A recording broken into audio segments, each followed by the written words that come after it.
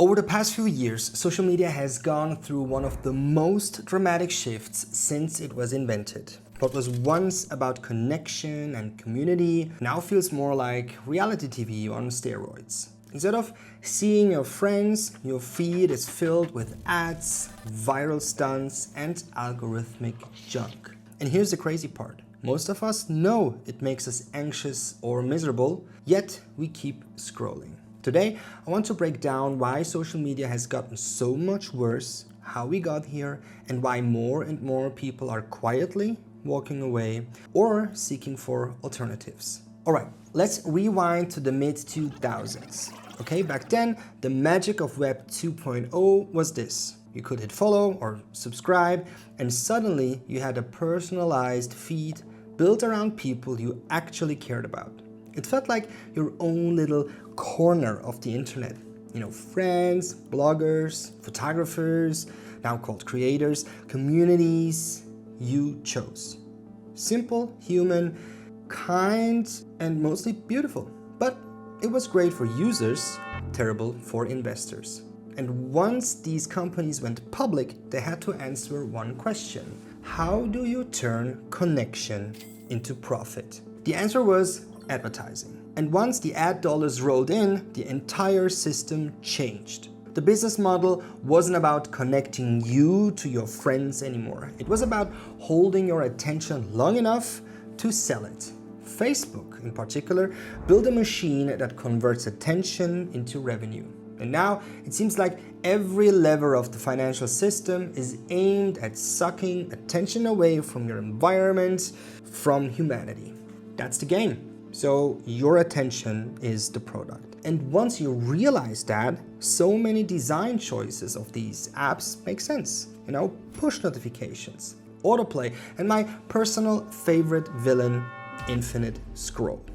Invented in 2006, infinite scroll seemed like a small UI improvement, but without natural breaks, you're basically sitting at a slot machine, pulling the lever hundreds of times a day.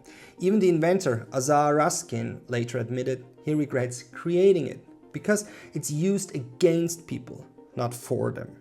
And now fast forward to TikTok. Okay, most people think TikTok's big innovation was short vertical video. Wrong.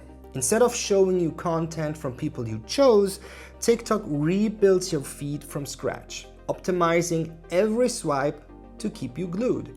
Because every second you watch, every like, save, and share you give is a data point. And guess what? It worked. TikTok snatched traffic from Instagram and Facebook so effectively that all the other platforms panicked and copied it. Instagram has Reels, YouTube has Shorts, even LinkedIn has its own vertical video feed.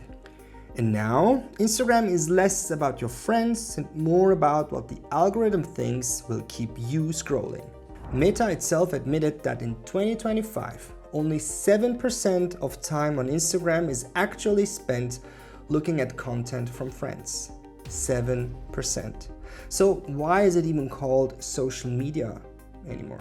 And this shift has consequences. Okay, when algorithms prioritize outrage and comparison, we pay the price with our mental health. Over 60% of people aged 16 to 24 say social media does more harm than good.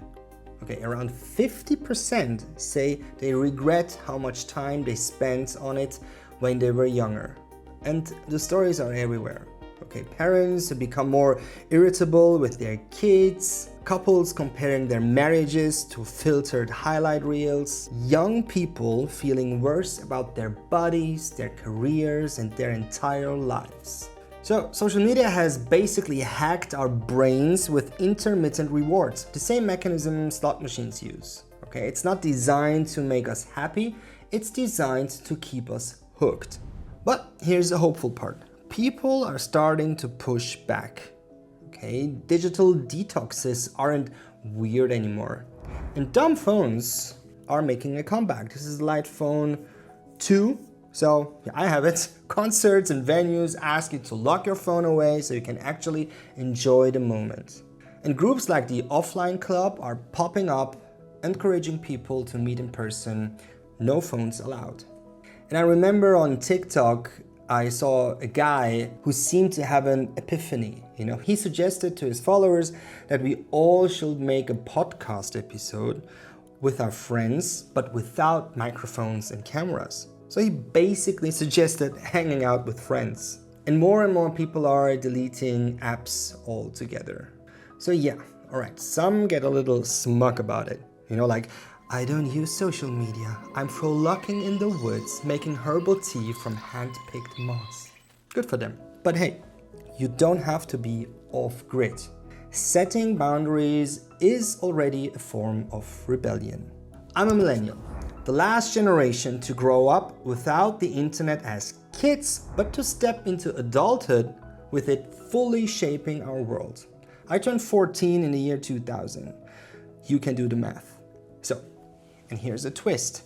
I even make a living with social media. I started my agency in 2018 in Zurich, Switzerland, and today we work with some of the country's biggest brands. From the very beginning, our mission has been simple: to create meaningful, grounded content so that the people on the other side of the screen have a real experience, not just noise. But where does that leave us? Social media isn't disappearing tomorrow, but we are at crossroads. The internet, as we know it, is still young, barely 2 decades old. We are still learning how it fits into human life, and maybe the lesson is this: we don't need to quit technology altogether, but we do need to take back control. Social media should add value to our lives, not drain it. And the only way that happens is if we decide where the line is. Not just us as users, but also creators, brands, and companies making content every day. So the real question we should all be asking is, how can I add something meaningful to the screen for someone else? Because if we don't, someone else will fill it with whatever keeps us scrolling, not necessarily with what makes life better. Thank you for watching and see you in the next one. Peace.